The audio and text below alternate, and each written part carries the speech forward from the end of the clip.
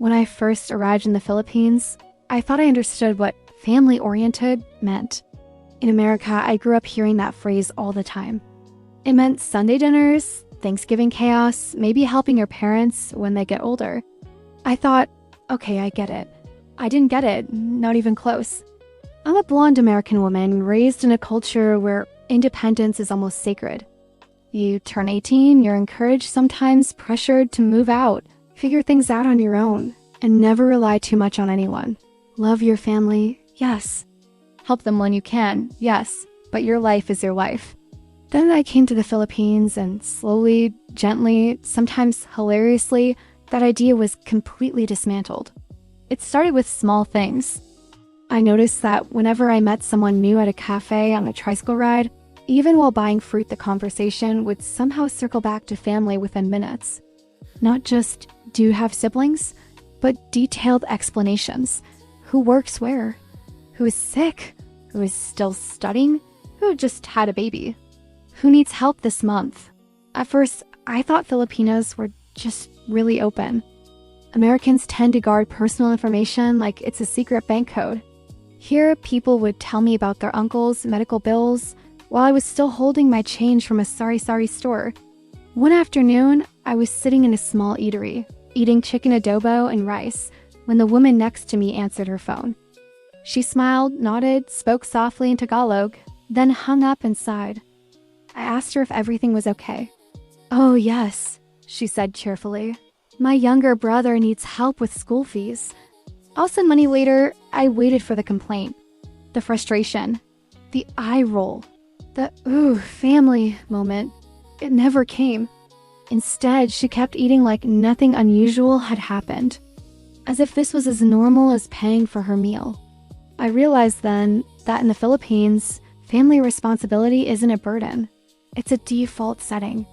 Back home, if someone told me they were financially supporting their siblings, cousins, parents, and sometimes even neighbors, it would be considered extraordinary. Here, it's just life. The deeper I traveled into towns and provinces, the more I saw it. A young man working in construction, sending half his salary to his parents. A woman in her early 20s, postponing her own dreams because she wanted to finish her younger sister's education first. A tricycle driver explaining to me that he works longer hours during the rainy season because hospital bills don't await for good weather. One time, I asked a Filipino friend, very innocently, "Don't you ever feel like it's too much?" She looked genuinely confused. "Too much what?" she asked. "Helping everyone," I said. "Carrying all that responsibility." She laughed, not unkindly, and said, "If I don't help them, who will?" That sentence stayed with me. In America, we're taught to ask, who will help me? In the Philippines, the question seems to be, who needs me right now? I stayed with a family in a provincial town for a few weeks, and that's where everything truly clicked. This wasn't a wealthy household. They lived simply. But there was always food on the table, even when I knew money was tight. One evening, I noticed that the mother barely touched her dinner.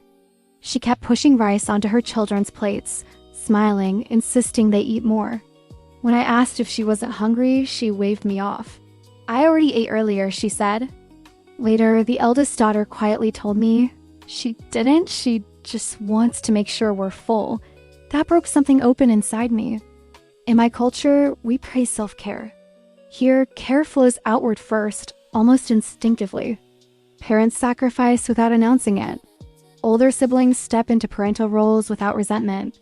Everyone seems to understand their place in the family ecosystem, and it doesn't stop at the immediate household.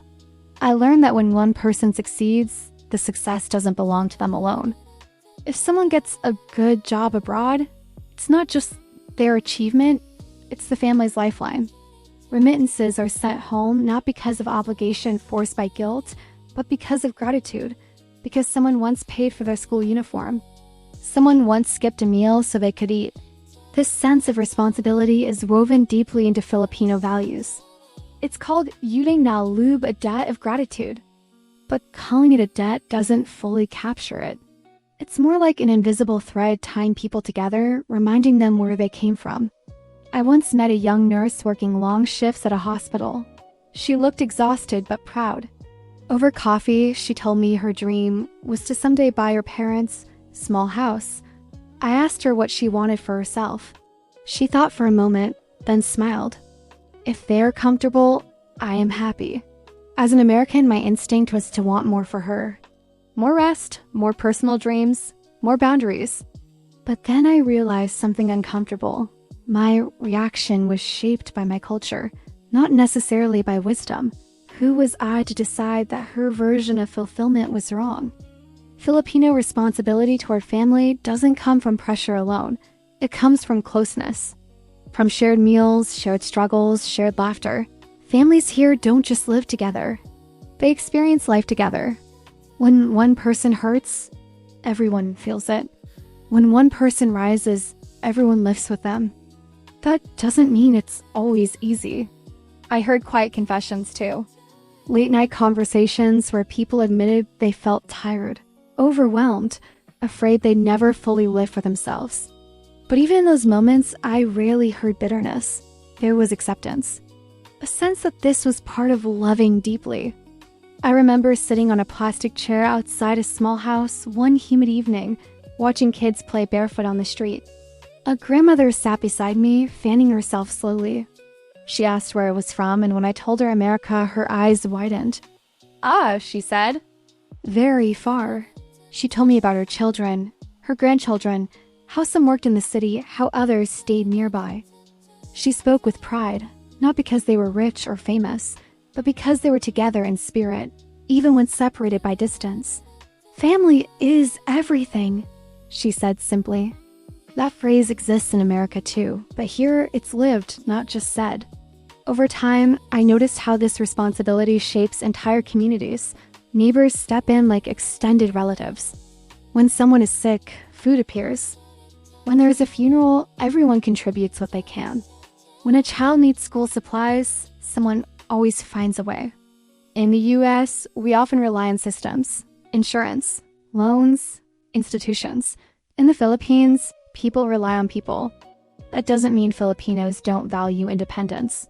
They do, but independence here doesn't mean separation. It means becoming strong enough to support others. One day, I caught myself doing something very un-American. I was budgeting my expenses and instinctively thought, I should save a little extra in case someone needs help. I laughed out loud when I realized it. The Philippines was changing me. I started to understand that responsibility, when shared, doesn't always feel heavy. It can feel grounding, purposeful, like belonging to something bigger than yourself. As a blonde American woman, I came here expecting beaches, smiles, maybe a slower pace of life. I didn't expect to question one of my core beliefs about what adulthood and success look like. But watching Filipinos carry their families with quiet strength taught me something profound. Freedom doesn't always come from standing alone. Sometimes it comes from knowing you're needed and choosing to show up anyway. Now, whenever someone tells me they're working not just for themselves, but for their parents, their siblings, their children, I don't see limitation. I see love practiced daily. And honestly, that might be the richest thing I've ever witnessed.